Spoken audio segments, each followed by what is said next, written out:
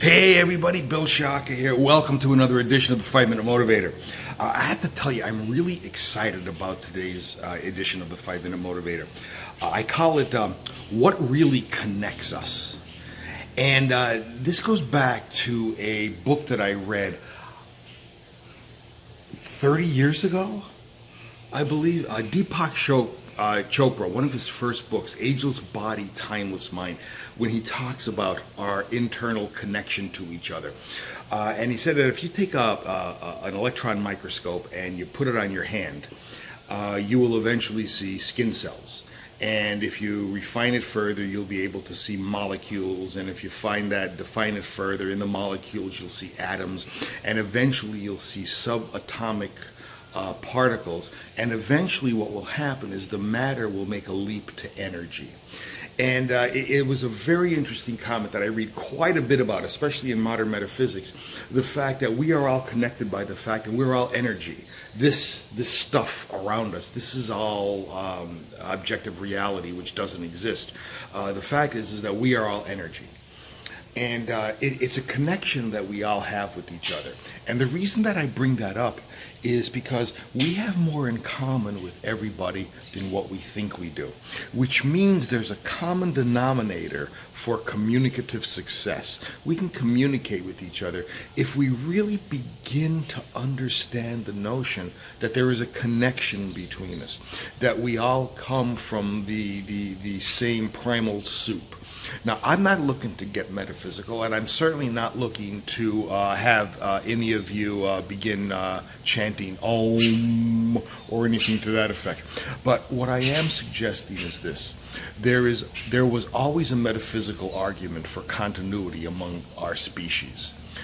That metaphysical argument has made the jump into physics. And the fact is that we are all connected by a bond of energy is true.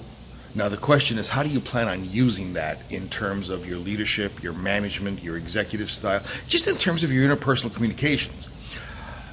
I think that if you take this to heart, the first thing that you need to do is think about approaching most communication situations positively.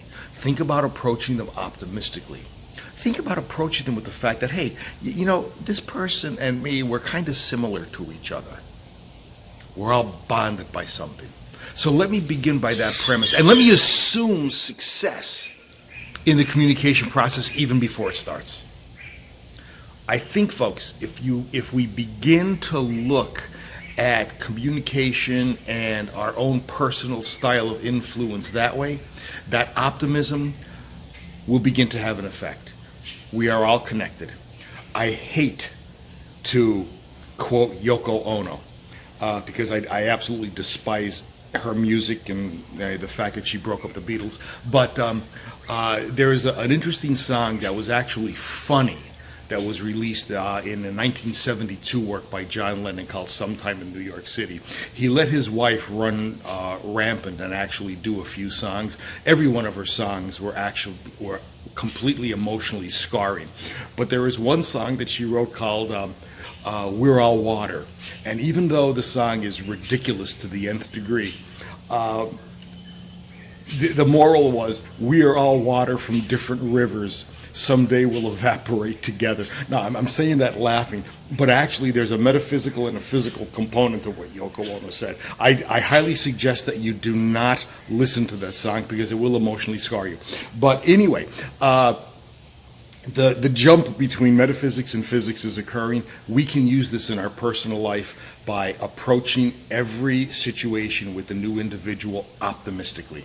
Expect good results. Bill Shaka, thanking you for your time. Looking forward to seeing you in the next episode, unless, of course, we all evaporate together.